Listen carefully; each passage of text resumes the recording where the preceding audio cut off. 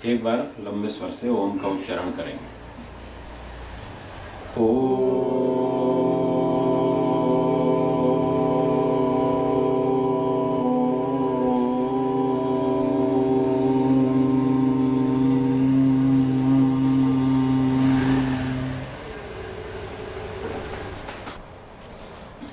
तैतीस की भूमिका, सूत्र 33 की भूमिका। हाँ जी बोलिए। यस्य यस्य चित्तस्य चित्तस्य अवस्थितस्य अवस्थितस्य इदं इदं शास्त्रेण शास्त्रेण परिकर्म परिकर्म निर्दिश्यते निर्दिश्यते तत्कथम्। तत्कथम्।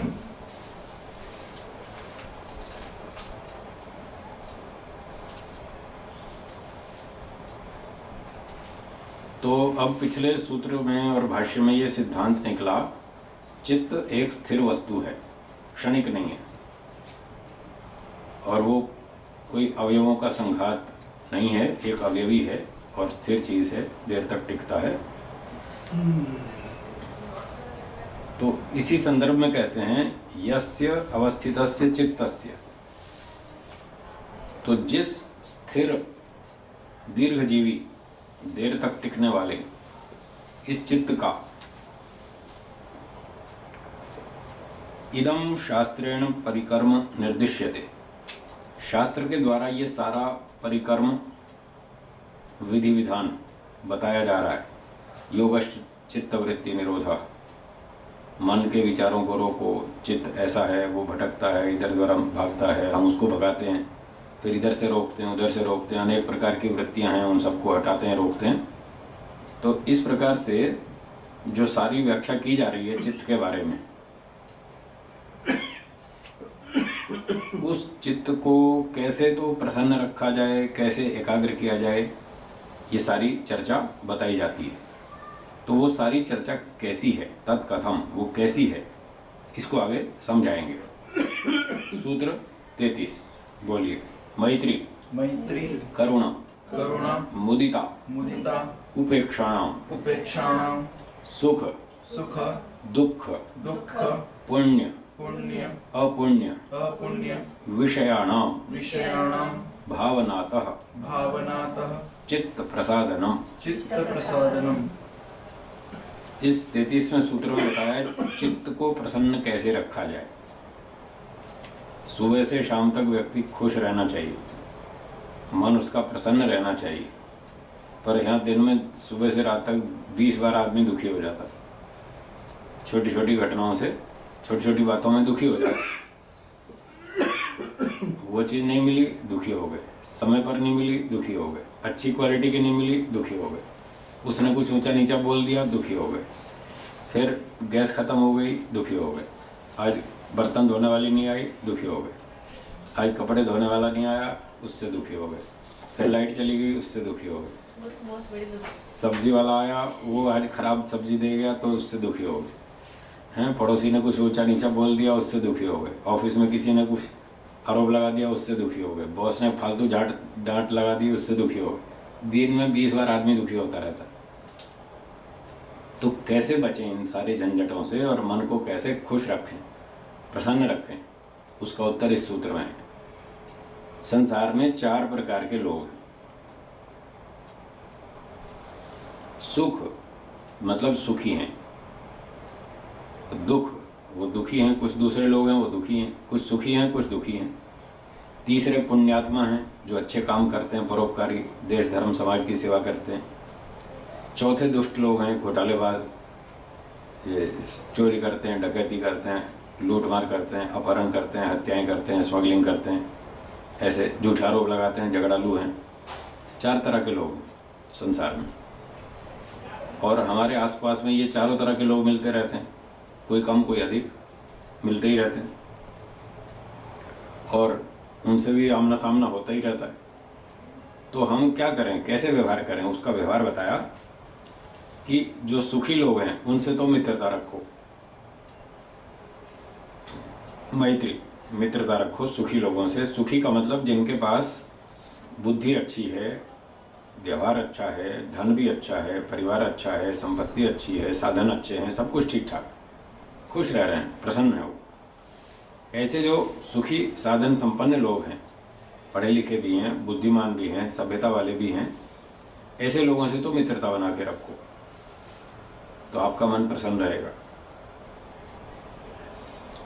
अच्छे धनवान बुद्धिमान लोगों से मित्रता बनाओ, समय पर वो आपको सहयोग देंगे और आप भी उनको सहयोग देंगे, दोनों एक दूसरे को सहयोग देंगे, दोनों खुश रहेंगे।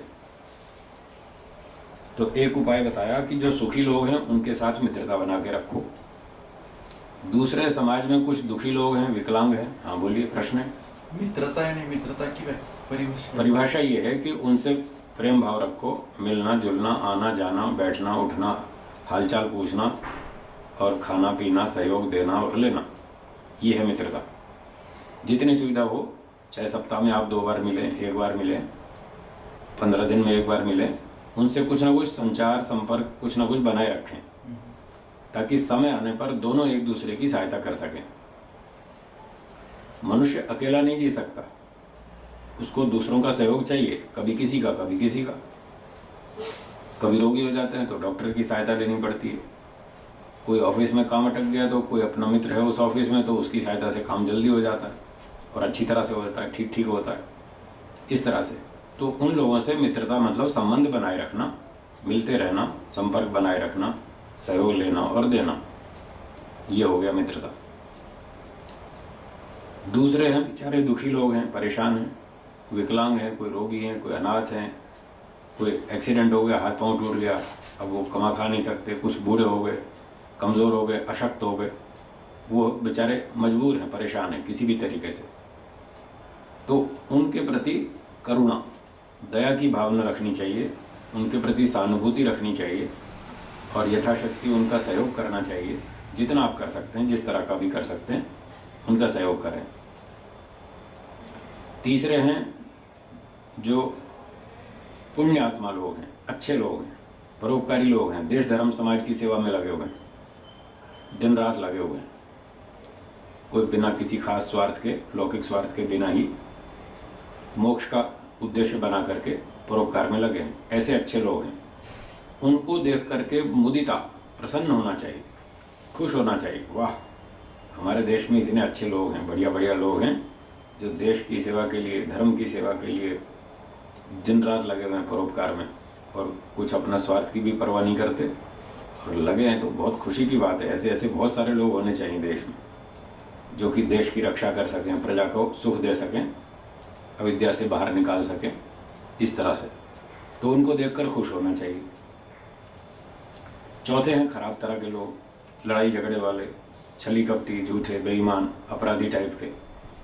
तो उनके प्रति उपेक्षा, उनसे दूर रहो, उपेक्षा भाव रखो, राग भी नहीं, द्वेष भी नहीं, उनसे संबंध भी नहीं रखना और उनसे द्वेष भी नहीं रखना। संबंध तोड़ देना, व्यवहार ही बंद कर दो, क्योंकि उनके साथ बैठेंगे तो फिर कुछ ना कुछ झगड़ा रगड़ा चलेगा, क्योंकि वो शांति से जीना जानते नहीं, शांति से जी नहीं सकते, वो कुछ ना कुछ गड़बड़ करते हैं और दूसरे को भी लपेट लेंगे उस गलत व्यवहार में।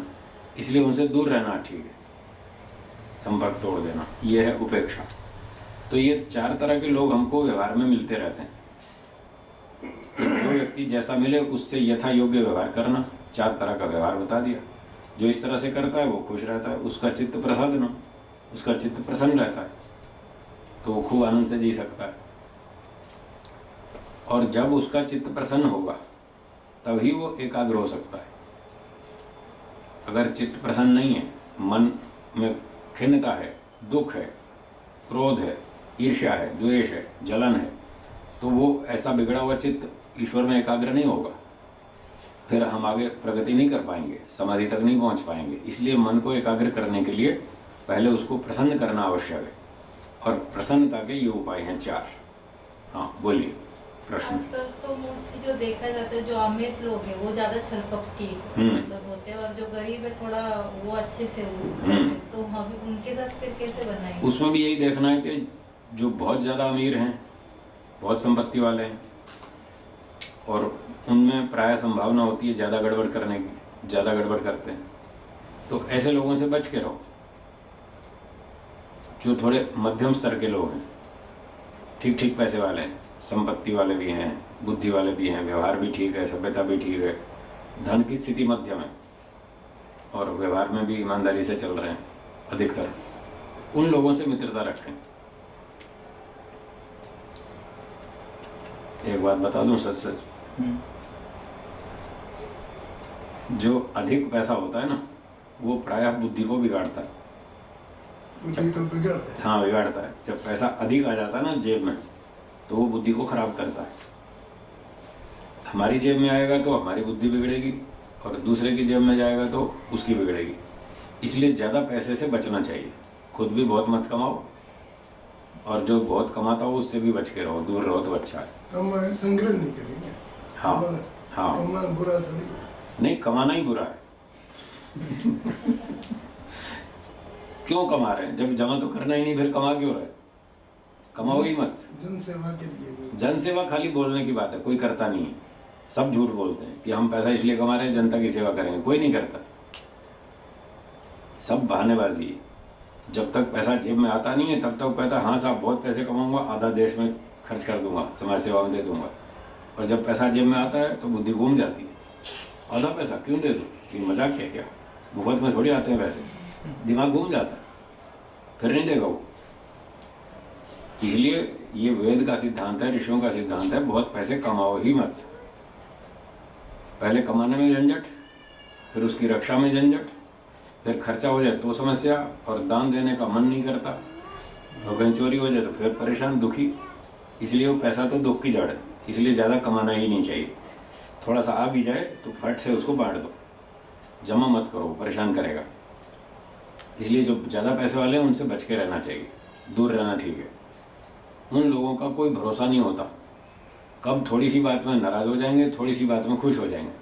जो ज़्यादा पैसे वाले होते हैं ना, उनके मन का भरोसा नहीं होता, तो वो क्या करेंगे, रोज़ आपको परेशान करेंगे, नचाते रहेंगे। आज छोटी सी बात से खुश हो गए, कल छोटी सी बात से नाराज़ हो गए, फिर वो नाराज़ होंगे, फिर आपका कुछ उल्टा सीधा बोल देंगे, कुछ और नुकसान कर देंगे, किसी का दिमाग ख़राब कर देंगे, वो आपको और बिगाड़ देगा कुछ काम। इसलिए उनसे ज़्यादा संबंध रखना ठीक नहीं है, उनसे दूर रहना ही ठीक है। आजकल तो संपर्क बहुत कम हो गया हमारा बाकी लोगों से। तो वो बनाने में भी ज़्यादा हाँ, उतनी सीमा तक बना के रखें कि मान लो कल को ज़रूरत पड़ जाए तो वो उनसे सहयोग ले भी सकें और उनको दे भी सकें। क्योंकि जैसे बताया, मनुष्य अकेला नहीं जी सकता, उसको समाज की सहायता की ज़रूरत पड़ती रहती है। अलग अलग क्षेत्रों में काम पड़ते हैं तो वहाँ दूसरों की सहायता लेनी पड़ती है। तो जब लेनी पड़ती है तो देनी भी पड़ती है। व्यवहार तो ऐसे ही चलता है। अगर हम रोज़ दूसरों से सहायता लेते ही रहें और दें किसी को भी नहीं, तो थोड़े दिनों में लोग उनको पहचान लेंगे कि ये सारे स्वार्थी लोग हैं, तो वो धीरे धीरे संबंध तोड़ देंगे। तो हमारा वो काम फिर अटक जाएगा। जो आज सिद्ध हो रहा है कल वो भी अटक जाएगा। हम यदि चाहते हैं दूसरों से सहयोग लेते रहें तो कुछ हमें दूसरों को सहयोग देना भी पड़ेगा, उसके लिए समय निकालना पड़ेगा। तो प्रयत्न विशेष रूप से करके जो आर्य, हाँ, जो अच्छे स्तर के लोग हैं, आर्य विचारधारा के, अपने गुणकर्म स्वभाव जिनसे मेल खाते हैं, विचार मेल खाता है, हमारा उद्देश्य भी मेल खाता है, ऐसे अच्छे अच्छे लोगों का चुनाव करें। 2, 4, 5, 7, 10 जितने भी हों, उनसे महीने में 1 बार 2 बार मिलते रहें, या पत्र से, ईमेल से, फ़ोन से, किसी भी तरह से संपर्क बनाए रखें। तो उससे क्या होता है कि प्रेम भाव बना रहता है और समय आने पर व्यक्ति एक दूसरे की सहायता कर देता है। तो सहायता देनी भी चाहिए और लेनी भी चाहिए। इस तरह से ये है मैत्री का मतलब। और ये जो पुण्यात्माएं जो है, जैसे कि आप लोग, तो उनसे भी मैत्री कर सकते हैं या? हाँ, मैत्री भाव उनसे भी ठीक है, रख सकते हैं, कोई दिक्कत नहीं है। और उनके लिए एक दूसरा शब्द यहाँ रखा है, प्रसन्नता। ये इसलिए रखा है कि कई बार अच्छे परोपकारी लोगों को देखकर मन में द्वेष उठता है। द्वेष उठता है कि देखो ये सब देश भर में घूमते हैं और समाज सेवा करते हैं, इनको इतना सम्मान मिलता है, बड़ी सुविधाएं मिलती हैं, इनको सब लोग सर पे बिठाते हैं, फूल हार पहनाते हैं इतना, और हमें कोई पूछता नहीं है। ये क्या मतलब? इनको बहुत सेवा होती है, हमको कोई पूछता नहीं। तो ऐसे मन में द्वेष आता है, ये नहीं सूझता। हाँ, ये इसको रोकना है, इस द्वेष को रोकना है, कभी द्वेष ना आ जाए। इसलिए उनको देखकर प्रसन्न होना चाहिए। वाह, बहुत बढ़िया बात है, बहुत सौभाग्य की बात है कि हमारे देश के लोग इतने अच्छे अच्छे हैं और ऐसे अच्छे बढ़िया काम कर रहे हैं। जैसे उदाहरण देता हूँ आजकल का, जैसे मैच होते हैं ना क्रिकेट के, ऑस्ट्रेलिया और इंडिया का, तो जब इंडिया की टीम जीतती है तो कितने खुश होते हैं लोग, भारत के वाले खूब खुश होते हैं, ये देखो हमारी टीम जीत गई, जबकि उन्होंने कुछ भी नहीं किया, बैठे हैं अपने घर में टीवी देख रहे हैं और बड़े खुश हो रहे हैं। हाँ, धोनी ने अच्छे क्रिकेट में इतने नंबर मारे, इतने रन बनाए, सचिन ने इतने बनाए, और खूब नाचते हैं और पटाखे फोड़ते हैं, खूब खुश होते हैं। भाई हमारे देश का आदमी है, जीत गया तो हमारे देश की योग्यता है, उसको देखकर खुश होते हैं। तो जैसे टीम वाले, क्रिकेट वाले खुश होते हैं, ऐसे हमको भी होना चाहिए। हमारे देश का व्यक्ति कितना अच्छा बुद्धिमान है, देखो देश भर में काम कर रहा है, और विदेशियों को भी कभी कभी जाके सिखाते हैं या उनको भी प्रेरणा देते हैं, सबको अच्छी अच्छी बात सिखाते हैं, सबकी समस्याएं सुलझाते हैं, सबको दुख से बाहर निकालते हैं। तो इस तरह से उनको देखकर हमें भी प्रसन्नता, खुश होना चाहिए। और एक जो जी, ये बुरे लोग हैं अपुण्य, तो उनके बारे में तो ऐसे विद्यापूर्वक तो द्वेष होता है नहीं, जब कभी जिक्र निकलता है उनका, जैसे कि हमें राजनेता हो गया, हाँ कोई प्रसंग आ गया, हाँ, ठीक है, तो द्वेष होना यानी मन्यु होना उनके पीछे, क्योंकि वैसे तो उनका ज्यादा जिक्र तो निकलता है नहीं, कभी कभी कहीं आ गया तो किसी ने पूछा तो कभी कभी कोई चर्चा चल पड़ी। हाँ, तो उनसे क्या रखना, उनसे संबंध नहीं रखना। जो खराब लोग हैं, दुष्ट लोग हैं, ऐसे हानिकारक लोग हैं, उनसे बच के रहो, उनसे लेना भी नहीं, देना भी नहीं, संबंध ही नहीं रखना उनसे। एक होता है द्वेष, एक होती है उपेक्षा, दोनों में अंतर है। द्वेष करना तो सरल है, उपेक्षा करना कठिन है।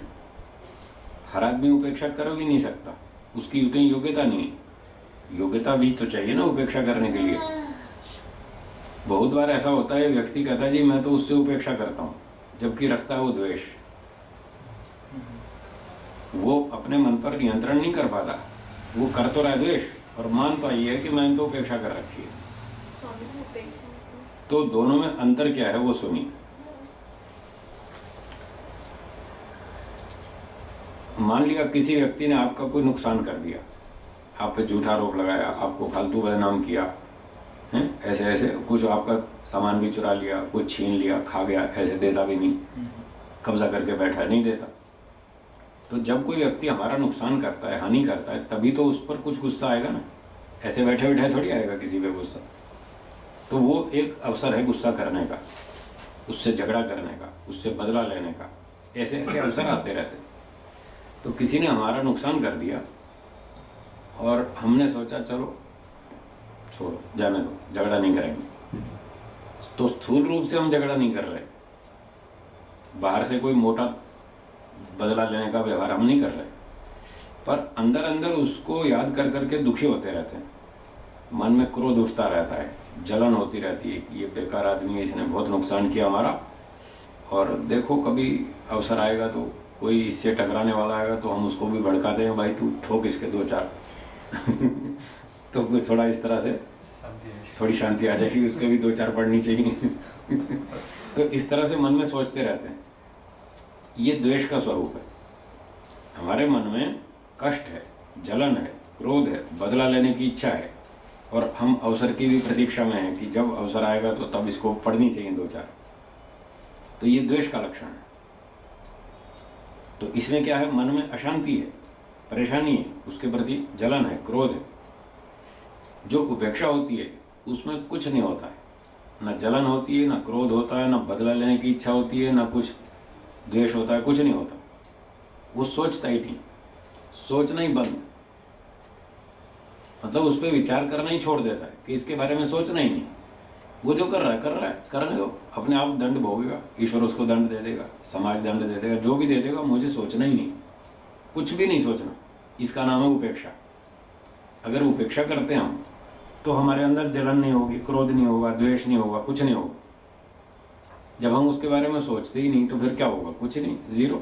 हमारे पास और बहुत सारे काम हैं, उसमें मन लगा रखेंगे हम, टाइम ही नहीं है हमारे पास, और इतने सारे काम हैं। तो थोड़ा सा समय है, काम बहुत सारे हैं, उस समय में हम और बहुत से काम करते रहेंगे। उस गड़बड़ वाले व्यक्ति से हम सोचते ही नहीं, उसके बारे में सोचना ही छोड़ देंगे। इसका नाम है उपेक्षा। जी। तो अभी जो सपोज अभी राहुल गांधी है, सोनिया गांधी, शरद पवार, ये दुष्ट लोगों के खिलाफ कुछ फेसबुक पे आता है, ठीक है, तो उसमें एक ऑप्शन रहता है शेयर करो उसको। तो शेयर करना द्वेष है या शेयर करने का उद्देश्य क्या? एक जन जागृति हो? हाँ, एक व्यक्ति दुष्ट है, हाँ, वो देश की हानि कर रहा है, और दूसरे व्यक्ति ने उसके बारे में प्रचार किया कि देखो ये दुष्ट है और ये खराब काम कर रहा है, इससे देश को नुकसान है और इससे जो है बचना चाहिए। और फिर वो कहता है इस बात को दूर तक प्रचारित कर, फैलाओ। तो अगर आप मध्यम स्तर के व्यक्ति हैं और आपकी भी कुछ इच्छा है कि हाँ इस झूठे का प्रचार करना चाहिए कि ये झूठा आदमी है, इससे बच के रहो, इस तरह की कुछ रजोगुणी प्रवृत्ति है आपकी, इस तरह की गतिविधियों में भाग लेने की इच्छा है, तो फिर आप उसको शेयर करते हैं और भी लोगों तक पहुंचाते हैं, प्रचार करते हैं। तो रजोगुणी व्यक्ति के लिए ठीक है, ठीक है। और जो सत्वगुणी व्यक्ति हो, जिसका उद्देश्य विशेष मोक्ष प्राप्ति, अध्यात्म, शांति, चिंतन, पठन, मनन इस तरह का हो, थोड़ा ब्राह्मण वृत्ति वाला हो, तो उसको इस प्रचार में नहीं पढ़ना चाहिए। इस तरह की ये क्या है, राग द्वेष बढ़ाने वाली चीज है। ये इससे द्वेष बढ़ेगा मोटे तौर पर। वो जिसने इसके बारे में लिखा वो भी कोई इतना संयमी तो है नहीं, वो भी थोड़ा द्वेष में भर के ही लिख रहा है कि ये बेकार लोग हैं और ऐसा कर रहे हैं वैसा कर रहे हैं, और हम भी उसकी सुर में सुर मिलाएंगे तो फिर हमारे अंदर भी कुछ तो उठेगा, तो फिर उससे क्या है, रजोगुणी प्रवृत्ति बढ़ेगी। तो हमको ये देखना है कि हमारा स्तर कैसा है, हमारा उद्देश्य कैसा है, हमारी योग्यता कैसी है। अगर हम क्षत्रिय स्वभाव के हैं तो शेयर करना चाहिए, प्रचार करना चाहिए, खूब विस्तार से बताना चाहिए लोगों को, ये दुष्ट है, इससे बच के रहो, सावधान। और उसके विरुद्ध जो भी कर सकते हैं वो भी प्रयास करना चाहिए, ठीक है। अगर हम क्षत्रिय स्तर के व्यक्ति हैं, अगर हम ब्राह्मण स्तर के व्यक्ति हैं तो फिर हमारी दिशा रुचि थोड़ी उससे अलग होगी, फिर हम ऐसे बातों का प्रचार नहीं करेंगे, उससे थोड़ा बचेंगे और हम पॉजिटिव अच्छी बातों का प्रचार करेंगे। हाँ, सुविचार बताएंगे कि ऐसा करो वैसा करो, अच्छा करना चाहिए, बुराई से बचना चाहिए, दुष्टता से बचना चाहिए, अपना सुधार बनाए रखो, अपना बिगाड़ मत होने दो। इस तरह से हम पॉजिटिव और थोड़ा शांत वृत्ति की बातों का प्रचार करेंगे तो सही, कुछ ना कुछ तो करना ही है। चुपचाप तो बैठे रहने से रोटी नहीं मिलेगी। और ये गाय का वगैरह वध करते हैं, तो उस क्षेत्र में कैसे करते? उसका भी वही उत्तर है। ये सारे राजसिक कार्य हैं, ये राजनीति से संबंधित, देश से संबंधित रजोगुणी कार्य हैं। अगर हमारी वृत्ति इस तरह के सामाजिक कार्यों में है और हमारा रुचि और आगे भविष्य योजना भी इसी तरह की है कि हमें समाज सेवा के ही काम करना है, मोक्ष हमारा लक्ष्य नहीं है, अगर ये बात है तो फिर इसमें भाग लेना चाहिए। हाँ, गौहत्या के विरोध में, भाषा के आंदोलन में, हिंदी भाषा और का प्रचार करो, अंग्रेजी को रोको, मांसाहार को रोको, गौहत्या को रोको, शराब को रोको, फिर समाज कार्य के उद्देश्य में घुस गए तो फिर वो तो दिशा हमारी अलग हो जाएगी। और अगर मोक्ष और शांति और सात्विकता, ध्यान, उपासना, परोपकार इस तरह का उद्देश्य हो तो फिर ऐसे कार्यों से बचना चाहिए। कोई पूछे साहब आप तो इन कार्यों को कैसा मानते हैं, तो शाब्दिक रूप से हम कहेंगे हाँ ये अच्छा काम है, हम इसका समर्थन करते हैं, विरोध नहीं करते। दुष्टों को दंड मिलना चाहिए, गौहत्या रोकनी चाहिए, शराब बंद होनी चाहिए, हिंदी का प्रचार होना चाहिए, स्वदेशी का प्रचार होना चाहिए। हम वैचारिक स्तर पर हम उसके समर्थन में हैं, उसका विरोध नहीं कर रहे, पर प्रत्यक्ष रूप से हम अपनी शक्ति उस काम में नहीं लगा सकते। हमारा लक्ष्य कुछ और है, हमारा लक्ष्य थोड़ा अलग है। तो इस तरह से व्यवहार करेंगे तो कोई दोष नहीं आएगा। एक आदमी सारे काम कर नहीं सकता, या तो ब्राह्मण वाला काम करेगा, या क्षत्रिय वाला, या वैश्य वाला। कोई कहेगा साहब क्या फैक्ट्री लगाना बुरी बात है, कारखाना लगाना कोई बुरी बात है? बुरी बात तो नहीं, तो फिर आप करो। फिर हम नहीं कर सकते, हमारी रुचि नहीं है उस काम में, हम वैश्य वृत्ति वाले नहीं हैं, हम दुकान नहीं चलाएंगे। दुकान चलाना अच्छी बात है, कोई बुरी बात नहीं है, काम ठीक है, पर हमारी रुचि का नहीं है, इसलिए हम नहीं कर रहे। तो गौहत्या रोकना, हिंदी का प्रचार करना, स्वदेशी का प्रचार करना, भ्रष्टाचार को रोकना बहुत अच्छा काम, हम इसके समर्थन में हैं, इसके विरोध में नहीं है, पर वो हमारी रुचि का काम नहीं है। हम अपनी पूरी शक्ति उसमें नहीं लगा सकते। हम अपने उद्देश्य के लिए पूरी शक्ति लगाएंगे। इस तरह से चलना चाहिए। ठीक हो गया? हाँ जी, धन्यवाद। तो ये बात हो गई। इस प्रकार से यदि हम अपनी भावना बनाते हैं और लोगों से इस तरह का व्यवहार करते हैं तो इससे चित्त प्रसन्न रहता है। कोई भी काम करना हो उसको अच्छी तरह से उस पर विचार करें और अपनी प्रवृत्ति को देखें, हमारी दिशा, रुचि, गति किस ओर। यदि जो कार्य सामने आया हमारी इस ओर है तो ठीक है, उसमें जोर लगा देंगे। अगर वो काम ठीक है और अपनी दिशा के अनुकूल नहीं है तो उसको छोड़ देंगे। कोई चर्चा करेगा तो कहेंगे हाँ अच्छा काम है, समर्थन है, करो, बहुत अच्छी बात है, करना चाहिए।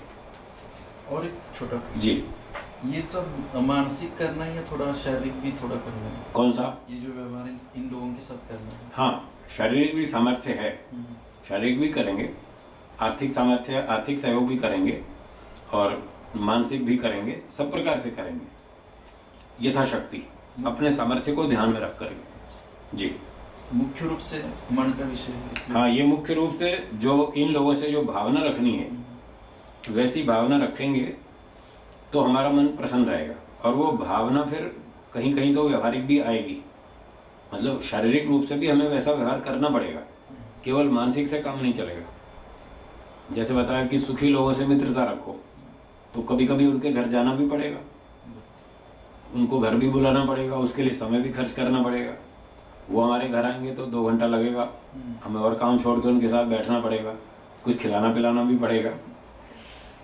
कल हम उनके घर जाएंगे तो हमको भी 2-3 घंटा टाइम निकालना पड़ेगा, बैठेंगे, बात करेंगे, कुछ चर्चा करेंगे, कुछ सहयोग लेना, कुछ देना, कुछ उनका काम करना, कुछ उनसे काम करवाना, तो उसमें घंटा 2-4 घंटा वो भी लगेगा। शारीरिक रूप से भी करना होगा और मानसिक भी करना होगा, दोनों तरह से करना पड़ेगा। तो आगे भाष्य पढ़ते हैं, बोलिए। तत्र सर्व प्राणिषु सुख संभोगापन्नेषु मैत्रीं भावयेत्। तो पहला व्यवहार बताते हैं कि सुख संभोगापन्नेषु, जितने भी सुख साधनों से संयुक्त हैं, युक्त हैं, उन सब प्राणियों के प्रति मैत्रीं भावयेत्, मित्रता की भावना रखें। यहाँ तो प्राणी तक का नाम आ गया। वैसे प्रायः ये बात मुख्य रूप से मनुष्यों तक ही लागू होती है, क्योंकि सुख सबसे ज़्यादा मनुष्यों के पास ही है। इतनी बुद्धि तो औरों के पास है नहीं जितनी मनुष्यों के पास है। तो मनुष्यों में जो सुखी हैं, बुद्धिमान हैं, पढ़े लिखे हैं, धनवान भी हैं, सब प्रकार के साधन युक्त हैं, वो हैं सुखी लोग। तो उनके साथ अपनी मित्रता की भावना बनाए रखे और व्यवहार में भी मित्रता बनाए रखे, दोनों तरह से। दुखितेषु करुणाम,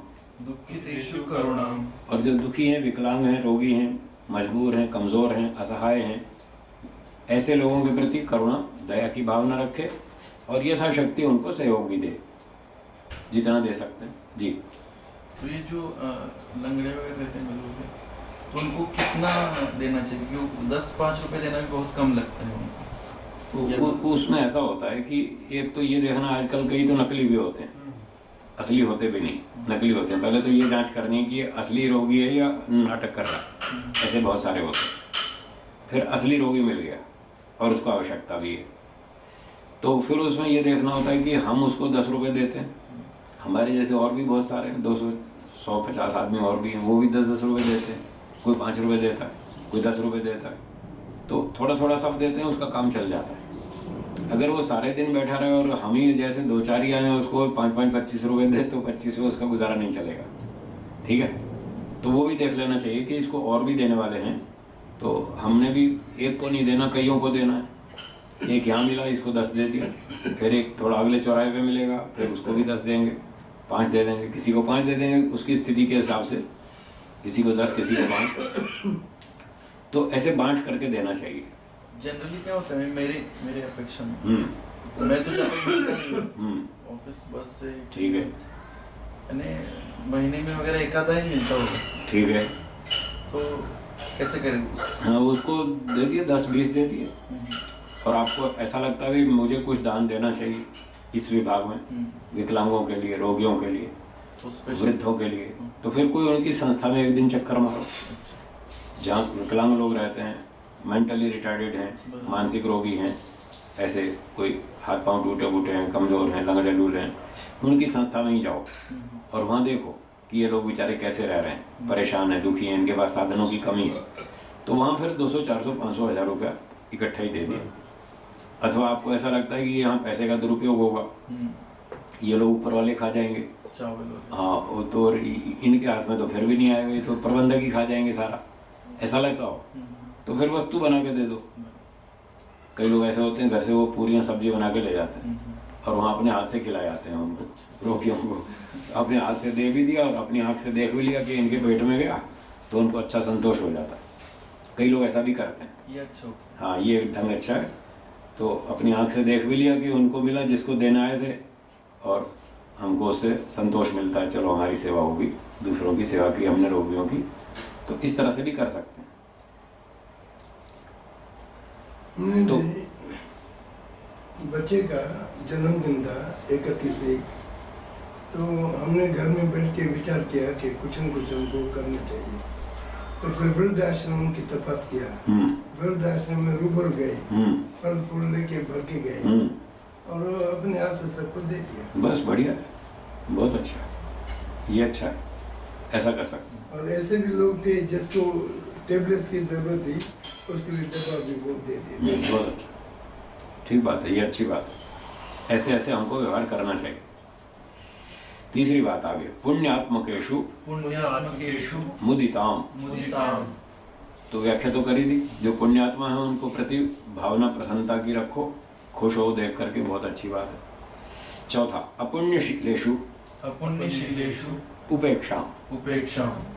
तो जो अपुण्यशील हैं, पाप करते हैं, झूठ, छल, कपट, चोरी, बेईमानी, ऐसे झूठे आरोप लगाते हैं, उनसे उपेक्षा रखो, संबंधी तोड़, मिलना ही नहीं, लेना नहीं, देना नहीं, कुछ नहीं, उनसे अलग ही रहो। एक किसी विद्वान ने श्लोक लिखा,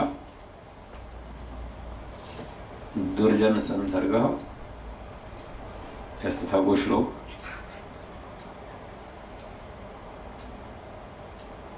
तो उसका उदाहरण था कोयले का,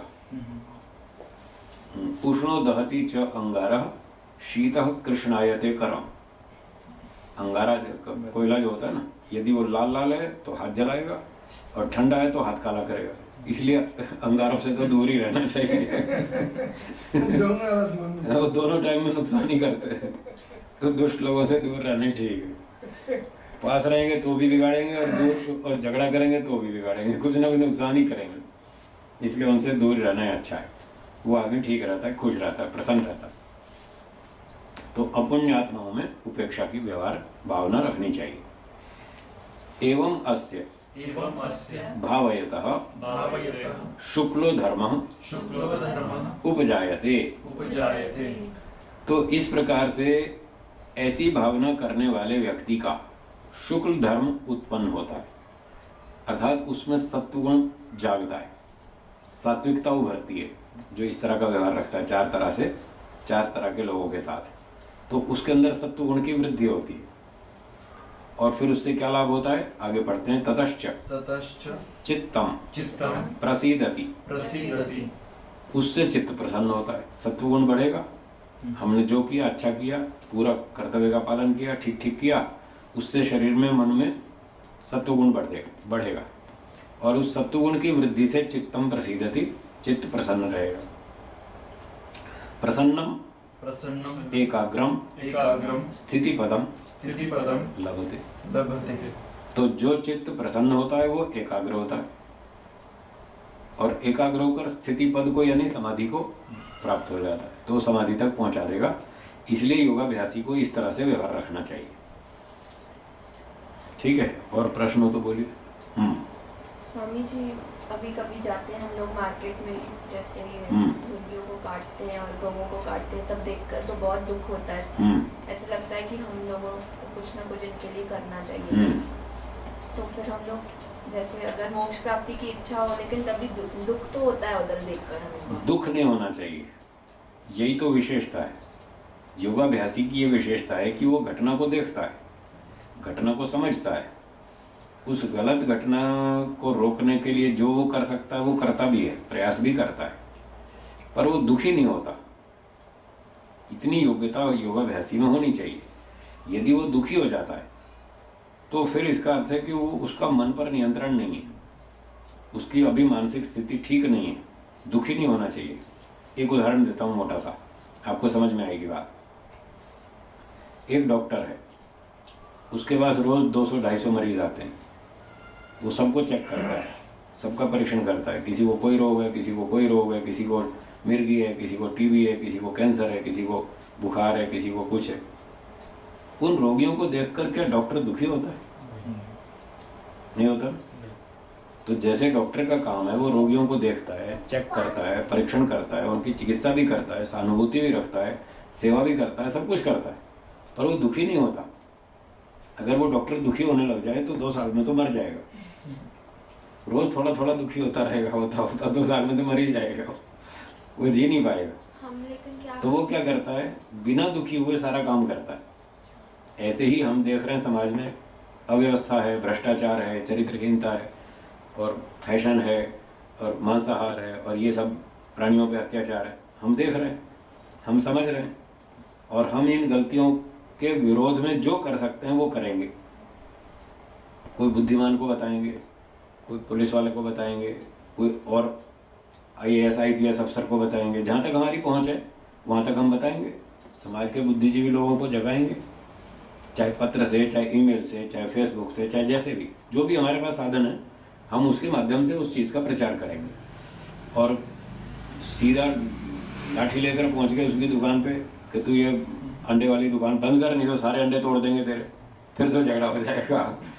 उतनी हमको सरकार छूट नहीं देती कि तुम यहाँ मारामारी शुरू कर दो, वो हमको छूट नहीं। तो और यूँ समझाएंगे उसको तो वो मानने वाला नहीं है। तो जो उसका प्रॉपर तरीका है, सही तरीका, उस तरीके से हम प्रयास करेंगे, पर दुखी नहीं होंगे। दुखी नहीं होना चाहिए। दुखी हो रहे हैं तो फिर मन पर नियंत्रण नहीं है, फिर वो अच्छी स्थिति नहीं मानी जाती। जी, तो इस बात का होता है कि हम लोग कुछ नहीं कर सकते उनके लिए। हाँ, तो कुछ नहीं कर सकते, फिर दुखी क्यों हो रहे हैं?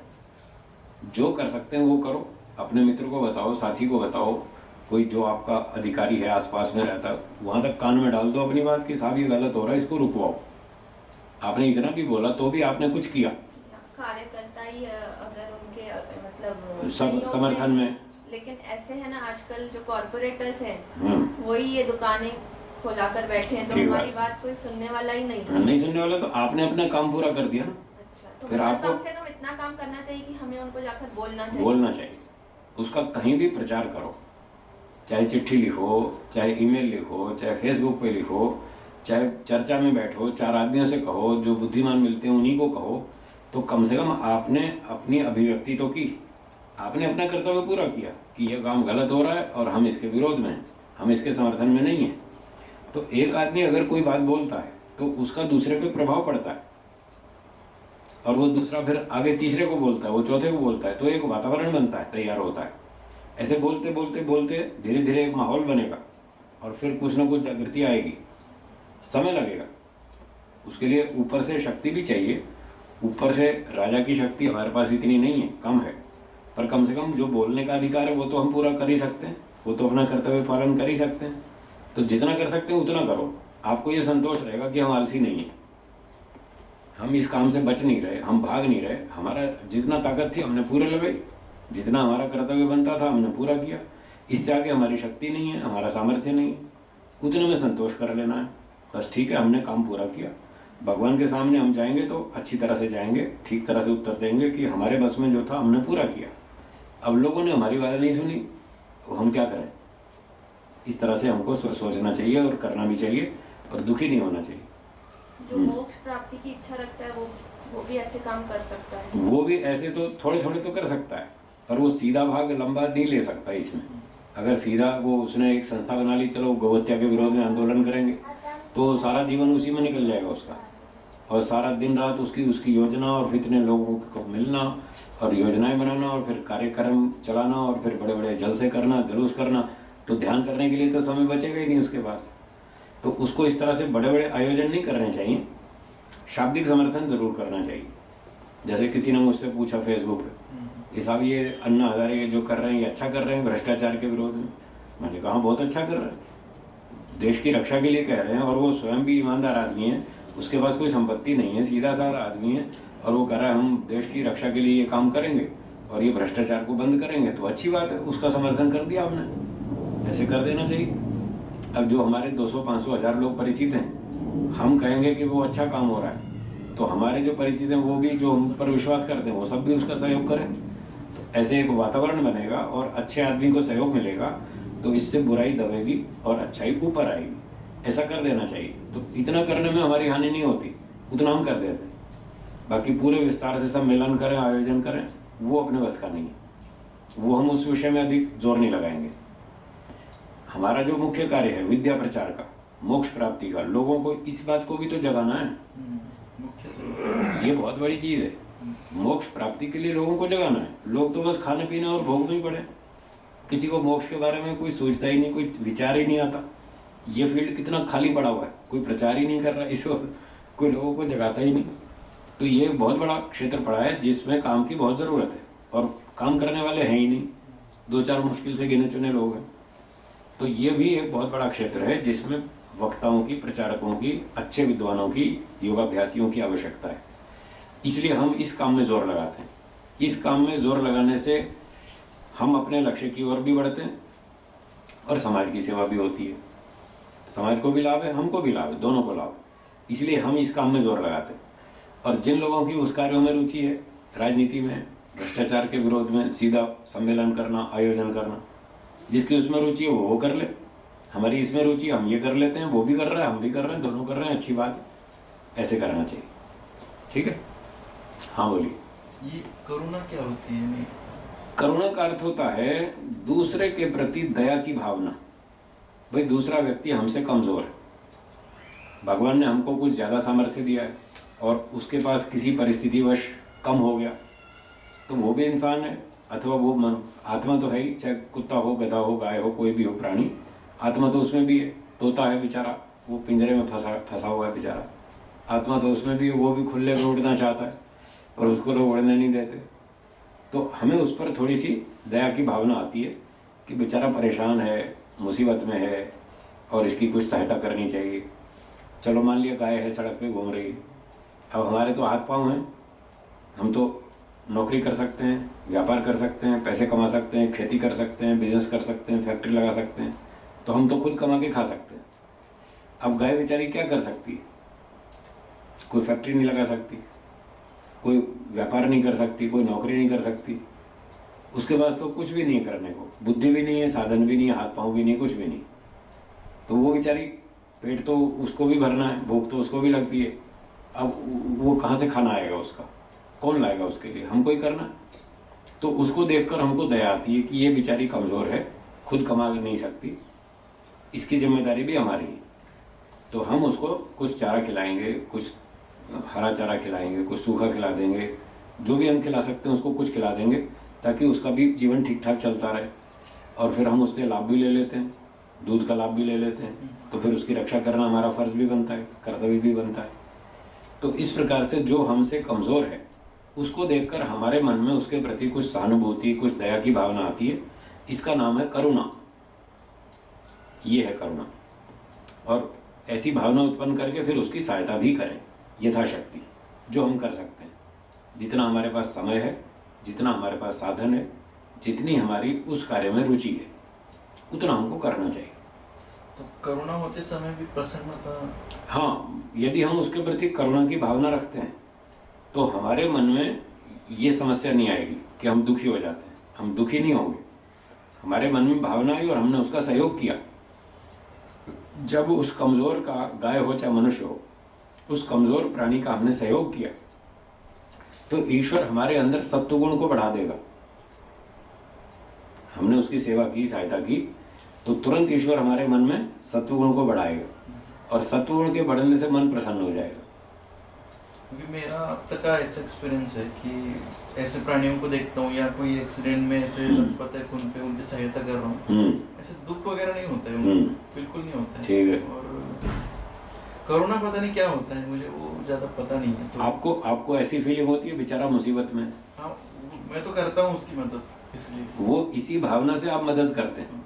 जब तक आप ये फीलिंग नहीं करेंगे कि ये बेचारा मुसीबत में है, तब तक आप उसकी सहायता नहीं कर ही नहीं सकते।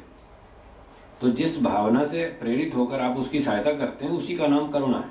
अच्छा। हाँ, उसी का नाम है करुणा। क्योंकि कुछ लोग हैं ना ऐसे बोल के बताते हैं कि उनको कितनी कष्ट हो रहा है। हाँ, करते कुछ बोलना वगैरह, वो खाली बोलते हैं, करते कुछ नहीं।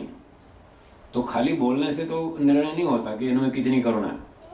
कई लोग बोलने में बड़े चतुर होते हैं, नाटकबाज होते हैं, उदाहरण वो ऐसे मगरमच्छ के आंसू निकालेंगे जैसे वो बड़े दयालु हैं, और उल्टा और उनका शोषण करेंगे। उनकी संस्था में जाएंगे और वहाँ मैनेजर बन जाएंगे, कोई पद पर बैठ जाएंगे, और जो भी साधन संपत्ति आती सहयोग की उसी में से खा जाएंगे। तो बताओ, ये कोई करुणा थोड़ी है, तो और लूटमार है, उनके साथ और अन्याय है विचारों के साथ। तो वो करुणा का लक्षण नहीं है कि आप बड़े दुख से व्यक्त कर रहे हैं, बेचारे बहुत परेशान हैं और हम उनकी बहुत सहायता करना चाहते हैं।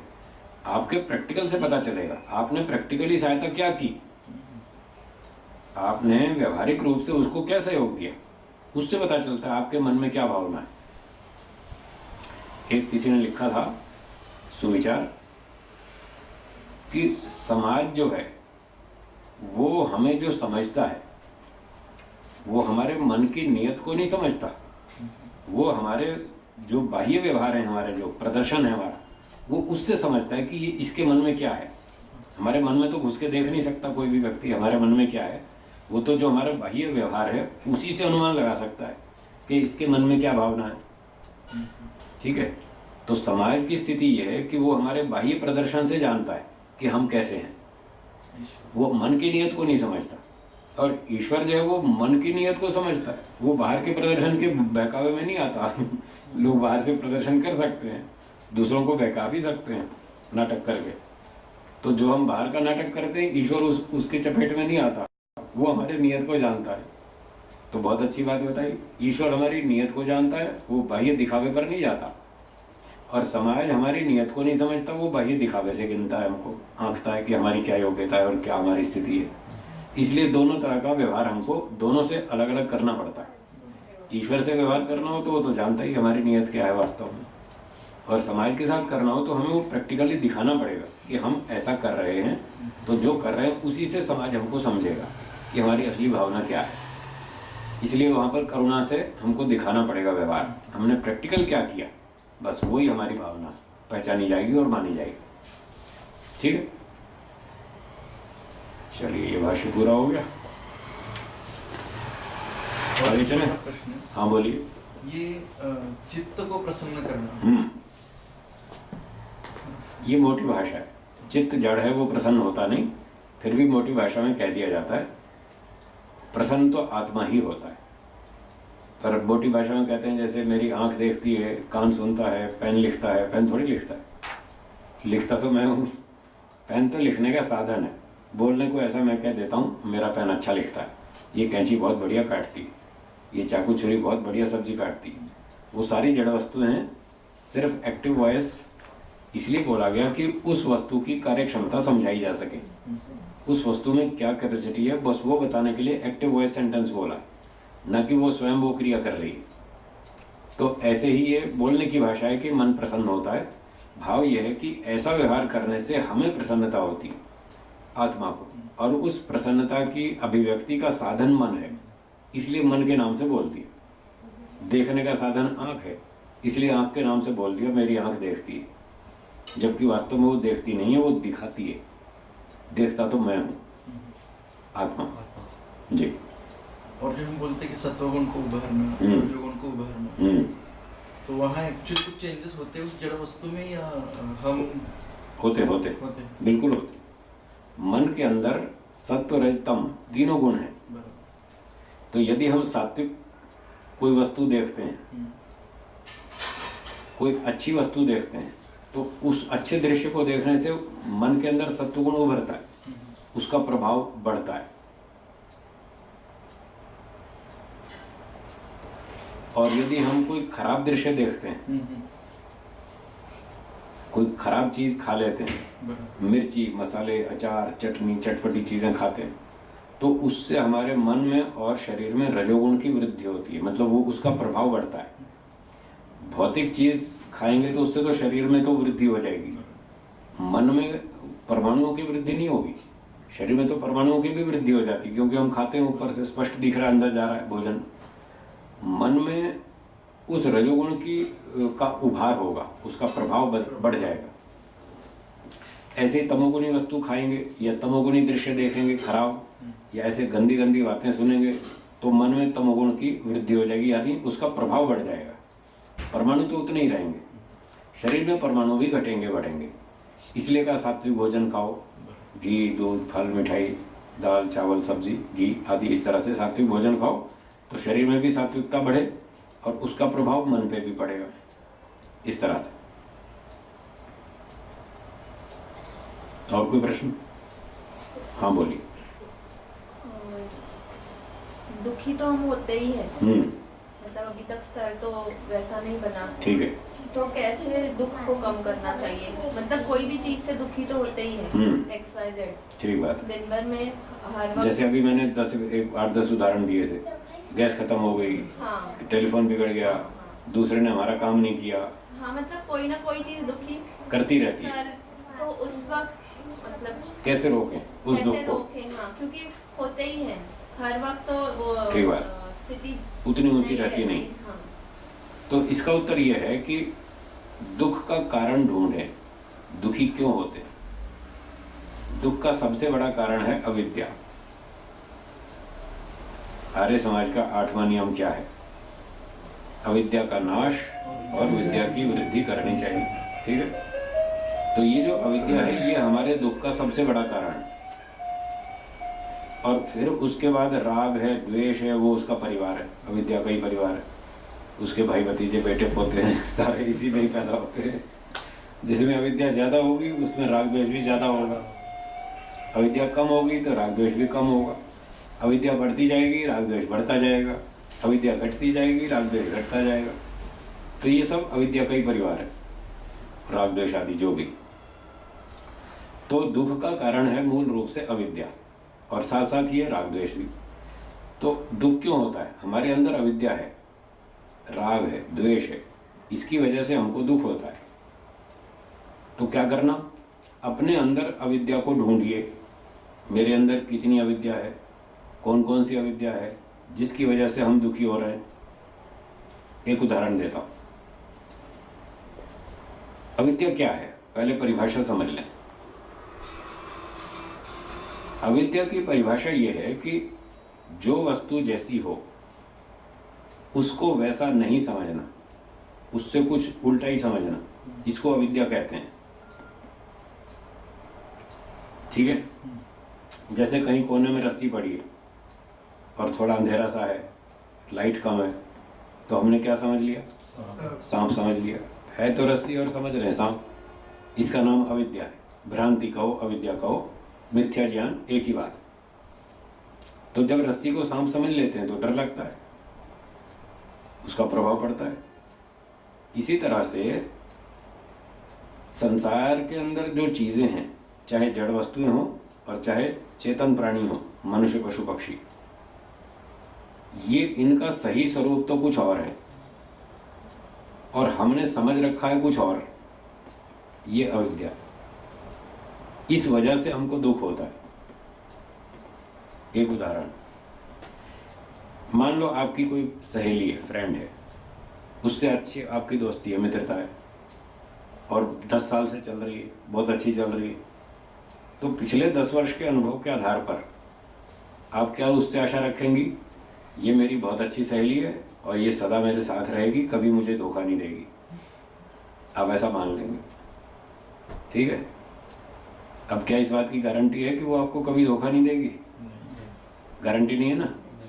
पर आपने विश्वास कर लिया उस पर कि ये मुझे कभी धोखा नहीं देगी। ये अविद्या है। इस अविद्या के कारण जब कभी वो ऐसा कोई घटना आ जाएगी किसी दिन जब वो आपको धोखा दे जाएगी, तब आपको बहुत दुख होगा। इसने मुझे धोखा दिया, इस पे तो मैंने कभी सोचा भी नहीं था, ये मुझे धोखा देगी, तब देखना कितना दुख होगा। तो ये दुख का कारण क्या है? अविद्या। आपने ये सोच रखा था ये कभी धोखा देगी ही नहीं, ये आपकी भूल थी। तो ये मैंने एक उदाहरण दिया। इसको सब जगह लागू कर लीजिए। भाई हो, बहन हो, माता पिता, पड़ोसी, चाचा मामा, भाई भतीजे, रिश्तेदार, दोस्त, कोई भी आदमी हो, वो उसको हम वैसा समझ लेते हैं जैसा वो है नहीं। और फिर जब उस दिन कोई घटना घटती है तब हमको झटका लगता है, ये क्या हुआ, इसने ऐसा किया, इससे तो ऐसा तो हमने उम्मीद नहीं रखी थी। बस फिर हमको दुख होता है। फिर कुत्ता है, गाय है, घोड़ा है, गधा है, पशु पक्षी है, इनसे भी हम आशा नहीं रखते ये हमको नुकसान करेंगे, जबकि वो भी कर सकते हैं, वो भी कर सकते हैं। और हम अविद्या में है कि ये हमारा कोई नुकसान नहीं करेंगे। फिर जब वो नुकसान करते हैं तब हमको उन पर भी दुख होता है, गुस्सा आता है, ये देखो इसने ऐसा कैसे कर दिया, ऐसा इससे उम्मीद नहीं थी। आपको उससे उम्मीद नहीं थी, इसीलिए तो आपको आज दुख हो रहा है। अगर आपने पहले से उम्मीद लगाई होती कि ये भी ऐसा कर सकता है, ये भी ऐसा कर सकता है, तो आप पहले से तैयार होते इस घटना के लिए और आपको दुख नहीं होता, बिल्कुल नहीं होता। दुख और आश्चर्य उस घटना पर होता है जिसकी हमने कभी कल्पना नहीं की, जिसके बारे में कभी सोचा ही नहीं कि ऐसा भी हो सकता है, सोचा ही नहीं, इसीलिए तो दुख हो रहा है। परिवार में किसी की मृत्यु हो गई, फिर देखो कैसे रोते हैं लोग। तब क्यों रोते हैं, क्यों हो रहा दुख? मैंने कभी सोचा ही नहीं था ये ऐसा हो जाएगा, इसीलिए तो आप रो रहे हो आज। अगर आपने पहले से सोचा होता कि ऐसा भी हो सकता है तो आज आपको ये रोना नहीं पड़ता, आज आपको ये दुख नहीं होता। तो ये है अविद्या, जो हमारे दुखों का मूल कारण है। तो अपने अंदर ढूंढते रहिए कि हम लोगों से क्या क्या एक्सपेक्टेशन रखते हैं, क्या क्या उम्मीद रखते हैं, कितनी सारी उम्मीदें रखते हैं, उनको कम करें, उम्मीदों को घटाएं। कोई गारंटी नहीं है जैसा आप सोचते हैं दूसरा व्यक्ति वैसा ही व्यवहार करेगा, वो स्वतंत्र है, उसकी बुद्धि अलग है, आपकी बुद्धि अलग है, उसके विचार अलग है, आपके विचार अलग है, उसके संस्कार अलग हैं, आपके संस्कार अलग हैं। कोई भी दो व्यक्ति धरती पर ऐसे नहीं है जिनके विचार 100% एक जैसे मिलेंगे। ना विचार मिलेंगे, ना संस्कार मिलेंगे, ना बुद्धि मिलेगी एक जैसी, कुछ नहीं, कुछ ना कुछ तो अंतर रहेगा ही। तो जितना जितना अंतर होगा उतना उतना टकराव होगा, और जितना जितना टकराव होगा उतना उतना दुख होगा। तो दुख का कारण तो हमारी अपनी अविद्या है। अपनी अविद्या को ठीक करो, दुख खत्म। बस ये है दुख को जीतने का तरीका। और जो घटनाएं हो रही हैं, गैस खत्म हो गई, आपने नाश्ते के लिए चूल्हा जलाया और तवे पे रोटी डाली और गैस खत्म हो गई, आपको बड़ा गुस्सा आएगा, क्या नालायक, इसी समय गैस खत्म होनी थी क्या? कम से कम 2 रोटियां तो पूरी हो जाती उसके बाद गैस खत्म होती तो ठीक था। अब बीच में आधा रास्ता में नाश्ता लटक गया, अब क्या करें? तब गुस्सा आएगा। तो गुस्सा इसीलिए आता है कि हमने ये सोचा था हमारा नाश्ता कंप्लीट हो जाएगा, उसके बाद गैस खत्म होगी। उसको पता है क्या गैस को कि अभी इसका 2 रोटियां और पका दूं फिर खत्म हो। उस बेचारी को क्या मालूम, वो तो जड़ वस्तु है। और हमें ये पता नहीं कि बची कितनी है, हमने काम शुरू कर दिया। हमको पहले से पता होता तो शायद हम ये शुरू नहीं करते। तो बस सारी बात वही है अविद्या की। तो जड़ वस्तुओं पे तो क्या गुस्सा करना, उस पर तो करने का कोई लाभ नहीं। वो जानबूझ के इंटेंशनली हमारा कोई काम बिगाड़ते नहीं हैं। कोई मशीन बिगड़ गई चलते चलते, पंखा बंद हो गया, कोई शॉर्ट सर्किट हो गया, कहीं मकान में आग लग गई किसी कारण कोने में वायरिंग में, और मशीन स्कूटर चलते चलते बिगड़ गया, तो वो तो जड़ वस्तु है। वो कोई हमसे दुश्मनी थोड़ी उसकी, कोई हमसे बदला लेने के लिए थोड़ी उसने हमारा काम बिगाड़ा। तो जड़ वस्तु पे तो गुस्सा कभी भी नहीं करना चाहिए। और रही बात चेतनों की, चेतनों के लिए पहले से तैयारी रखनी चाहिए कि वो ऐसा भी कर सकता है, वो हमारा काम ठीक भी कर सकता है और बिगाड़ भी सकता है। दोनों बातें, अगर ठीक करेगा तो ठीक है, और बिगाड़ेगा तो फिर हमारे पास दूसरा ऑप्शन है। उसने यहाँ से बिगाड़ा तो हम यहाँ से कर लेंगे ठीक, यहाँ से कर लेंगे, किसी और की सहायता ले लेंगे, किसी और की ले लेंगे। ऐसे ऑप्शंस बना के रखो तो आप दुखी नहीं होंगे। और फिर 2, 4, 5, 6 ऑप्शन रखे भी आपने, तो दूसरे ऑप्शन से भी सहायता नहीं मिली, तीसरे से भी नहीं मिली, चौथे से भी, 5वें से भी, 6ठे से भी, कहीं से नहीं मिली। सब जोर लगा के देख लिया और देख लिया भाई ये काम नहीं हो रहा, तो उसको दिमाग से निकाल दो। अगर सुखी होना है तो उस काम को दिमाग से हटा दो और ये सोच लो कि ये अपनी ताकत से बाहर है, इसको भूल जाओ, इसके बिना ही जी लेंगे। और कितनी सारी चीज़ें जो हम आज प्राप्त नहीं कर पा रहे। आप फरारी कार खरीद सकते हैं, इतने पैसे हैं जेब में नहीं है ना, तो उसके बिना जी रहे हैं ना, तो उसको आपने दिमाग से निकाल दिया, कि भाई ये अपने बस की नहीं है, ये हम नहीं खरीद सकते। हम कोई राजाओं का कोई 100 करोड़ का महल नहीं खरीद सकते, हमारे पास पैसे नहीं है। तो उसको दिमाग से आपने निकाल दिया, तो मजे से जी रहे। उसके लिए एक छोटा सा गाना है, हाँ जहर जिंदगी का पी लेंगे। हाँ बस पी लेंगे और जी लेंगे, जैसा है वैसे जी लेंगे, और क्या। ठीक बात है। हाँ बोलिए, क्या पूछ रहे थे? स्वामी जी, वो जैसे मैंने कहा था, सामने ऐसे गौओं को काटते हैं ना, तभी तो थोड़ा दुख होता है। तो उस वक्त कैसे मतलब क्या सोचना चाहिए? ये सोचो कि ये जो कर रहा है कसाई, प्राणियों को मार रहा है, ये ठीक नहीं कर रहा, ये अत्याचार कर रहा है और इसको दंड मिलेगा। हमारे समझाने से समझता नहीं, पड़ोसियों के बताने से ये रुकता नहीं। ठीक है, वो ताकत वाला है और अपना उसका व्यवसाय उसने चुन लिया है, गलत चुन लिया है, और वो दुष्ट स्वभाव का है, दुष्ट प्रकृति का है, मानता वो है नहीं, तो फिर अंत में ईश्वर इसको दंड देगा। हम अभी साक्षात तो रोक नहीं सकते। और आपको उस घटना के देखने से यदि खिन्नता होती है, परेशानी होती है, तो उस तरफ देखो मत। हाँ, दूसरा एक ये रास्ता है, आप अपना मूड क्यों खराब करें, आप उस दिशा में जाओ मत, उस दृश्य को देखो मत जिससे मन खराब होता है, उधर से बच के निकलो। इतना हम कर सकते हैं, इतना कर लो। ठीक है, चलिए विराम देंगे, बाकी फिर कल पढ़ते हैं। एक बार ओम बोलेंगे। ओम